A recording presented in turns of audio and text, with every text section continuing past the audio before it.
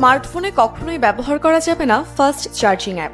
Fast charging app ফোনের হার্ডওয়্যারের সাথে সম্পর্কিত, অর্থাৎ ফোনে এই অপশন থাকলে কিংবা ফোনের ব্যাটারি যদি ফাস্ট চার্জ সাপোর্ট করে, কেবল তখনই এই অ্যাপ ব্যবহার করতে পারবেন।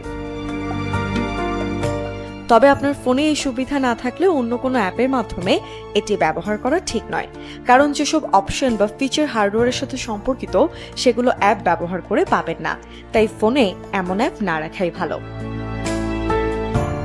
গুগল প্লে স্টোরে থাকে একাধিক অ্যান্টিভাইরাস সফটওয়্যার, সেগুলো ব্যবহারে ঝুঁকি নেই।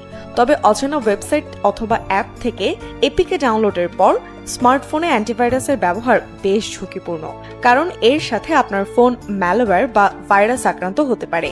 বিশেষজ্ঞরা বলেন, অ্যান্টিভাইরাস ব্যবহারের জন্য প্রয়োজন হলে পেইড ভার্সন ব্যবহার করা উচিত।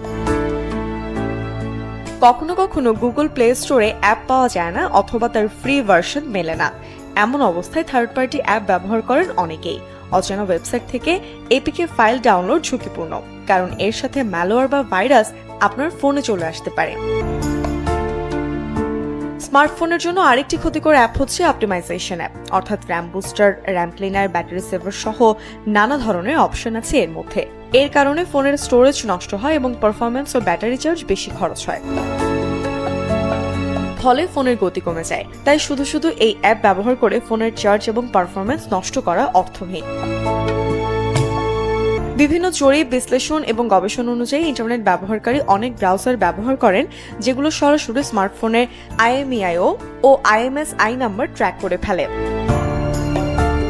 ফলে অটোমেটিক আপনার লোকেশন এবং সার্চ হিস্ট্রি ট্র্যাক হয়ে যায় এবং বিভিন্ন প্রতিষ্ঠান আপনার তথ্য চুরি করে। ব্যক্তিগত তথ্য সুরক্ষিত রাখার জন্য এই অ্যাপ ডিলিট করে দেয়াই বুদ্ধিমানের কাজ।